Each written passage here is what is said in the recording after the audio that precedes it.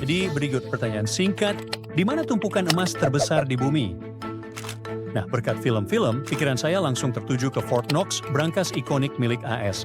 Brankas yang terkenal karena keamanannya dan kerahasiaannya. Tapi ternyata bukan itu jawabannya. Kemungkinan lebih dari 99% emas di bumi tidak berada di brankas manapun. Kemungkinan besar, emas itu tersembunyi jauh di inti bumi. Sekarang, ilmuwan mengatakan, kita mungkin tidak perlu menggali sedalam 1.800 mil untuk mendapatkannya. Sebagian emas itu mungkin sedang naik ke permukaan, merembes lewat gunung berapi. Sebelumnya, apa yang membuat emas menarik dan berharga? Emas lebih dari sekadar logam berkilau. Emas membentuk perekonomian dan mendorong berdirinya kerajaan. Koin emas murni pertama kali dibuat pada tahun 540 SM oleh Raja Croesus dari Lydia, sebuah kerajaan zaman besi yang terletak di wilayah yang sekarang dikenal sebagai Turki modern. Sebagai logam, emas itu langka tapi tidak terlalu langka. Emas adalah penghantar listrik dan panas yang sangat baik. Emas tidak berkarat, tidak kusam, dan hampir tidak bereaksi dengan apapun. Emas mudah dilelehkan, dibentuk, dibawa, dan diukur. Dan di atas semua itu, emas indah, tahan lama, dan sangat berguna. Bukan hanya untuk perhiasan, tapi juga dalam elektronik, kedokteran, dan teknologi luar angkasa. Ya, bahan ini bahkan digunakan untuk melapisi pelindung helm astronot di pesawat ruang angkasa guna memantulkan radiasi inframerah yang berbahaya. Manusia telah menambang sekitar 200.000 ton emas, yang cukup untuk membuat sebuah kubus dengan panjang sisi sekitar 72 kaki.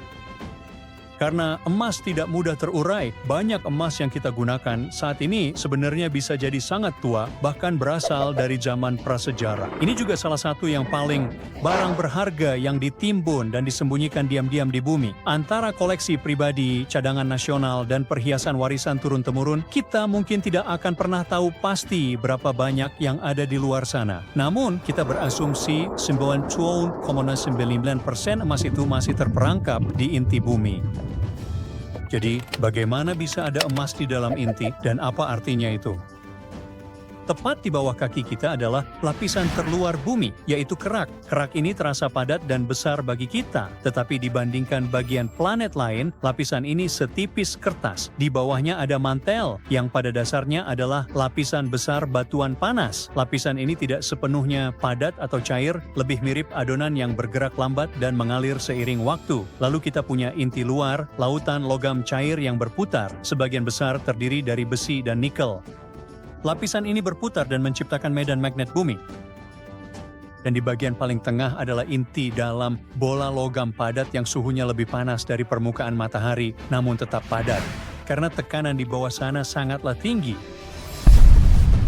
Ketika bumi pertama kali terbentuk, tekanannya sangat tinggi. Begitu tingginya sehingga seluruh planet seperti lampu lava kosmik raksasa mendidih dengan logam dan batuan cair. Dalam keadaan itu, setiap unsur bisa bergerak bebas, dan yang terberat tenggelam ke arah pusat. Emas bersama logam padat lain seperti platinum dan ruthenium sangat berat. Jadi, logam-logam itu secara alami tenggelam ke inti dalam proses yang disebut diferensiasi planet seperti minyak dan air di botol. Jika kamu mengocoknya lalu membiarkannya mengendap, zat yang lebih berat akan tenggelam ke dasar dan yang lebih ringan naik ke atas. Dalam kasus bumi, material yang lebih ringan mengapung ke atas dan akhirnya membentuk kerak. Sekarang, emas punya karakteristik yang sangat keren. Emas sangat suka menempel pada besi. Itulah sebabnya para ilmuwan menyebut emas sebagai siderofil, yang secara harfiah berarti penyuka besi. Jadi ketika besi mulai tenggelam, emas pun mengikutinya turun langsung ke pusat planet. Selain itu, emas sangat berat, hampir 20 kali lebih berat dari air. Jadi gravitas kami bantu menarik segitu semakin dalam. Itulah sebabnya saat ini kerak bumi hanya memiliki jejak emas yang sangat sedikit, sementara 99% sisanya tetap tak terjangkau di inti 1.800 mil di bawah kaki kita. Tapi itu belum semuanya. Beberapa teori menyatakan bahwa mungkin 200 juta tahun setelah bumi terbentuk, planet ini dihantam oleh sejumlah meteorit yang kaya logam. Batu-batu luar angkasa itu penuh dengan emas, dan karena kerak bumi sudah mendingin saat itu, emas tersebut tetap berada di dekat permukaan, dan sejak saat itu kita telah menggunakannya. Jadi jika sebagian besar emas bumi terperangkap di bawah, apa sebenarnya yang ditemukan merembes keluar? Nah, para ilmuwan baru-baru ini mempelajari batuan vulkanik di Hawaii Dan mereka menemukan bahwa batuan ini mengandung versi langka dari unsur ruthenium yang disebut ruthenium 100. Nah, isotop kecil ini bukanlah sesuatu yang biasanya ditemukan di dekat permukaan. Isotop ini memiliki jejak kimia yang menunjukkan, hey, aku berasal dari jauh di bawah, lebih dalam. Ketika kita mengatakan dalam, maksudnya adalah lapisan inti mantel, yaitu tempat inti logam cair bumi bertemu batuan di atasnya. Ini adalah ruang bawah tanah yang sebelumnya tak terpikirkan bisa diakses, tempat kita menduga emas tersembunyi. Lalu, bagaimana batuan ini bisa sampai dari inti bumi ke Hawaii? Liburan.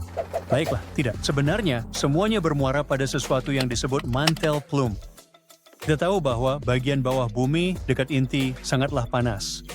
Sesekali ada gumpalan besar batuan yang sangat panas mulai naik menembus mantel. Perlahan, sangat perlahan.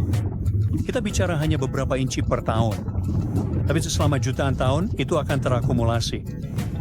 Kolom batuan panas yang naik ini disebut mantel plume. Ia tidak meletus ke atas seperti gunung berapi.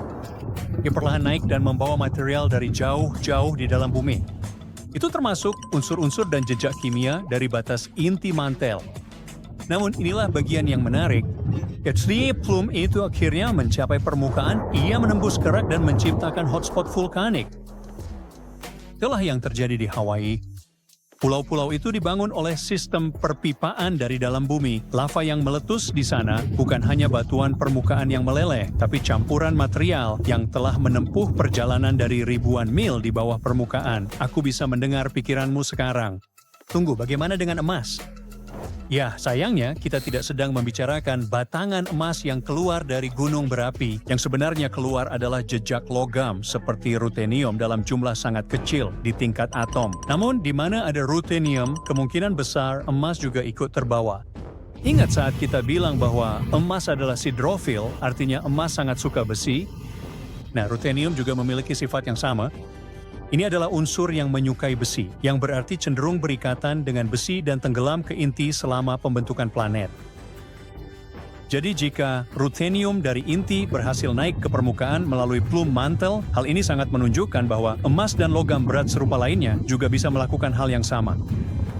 Dengan kata lain, para ilmuwan menggunakan ruthenium sebagai penanda jejak kimia karena lebih mudah dideteksi dan dianalisis.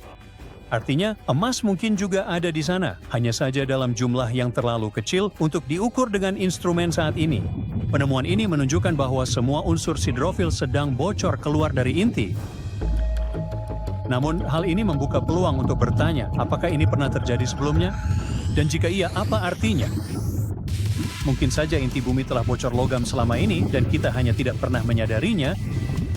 Faktanya, kita masih baru menggores permukaan atau dalam hal ini inti bumi.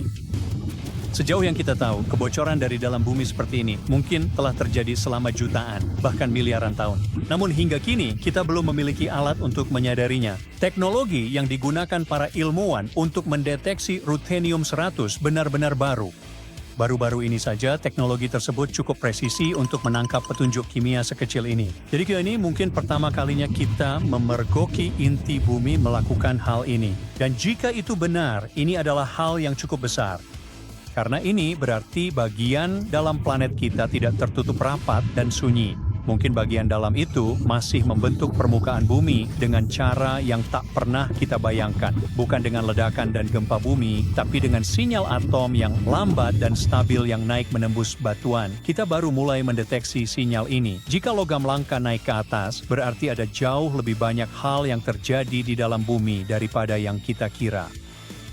Ini bukan sekadar penemuan sekali. Ini bisa menjadi awal dari cara baru yang berbeda dalam memahami planet kita. Keren kan?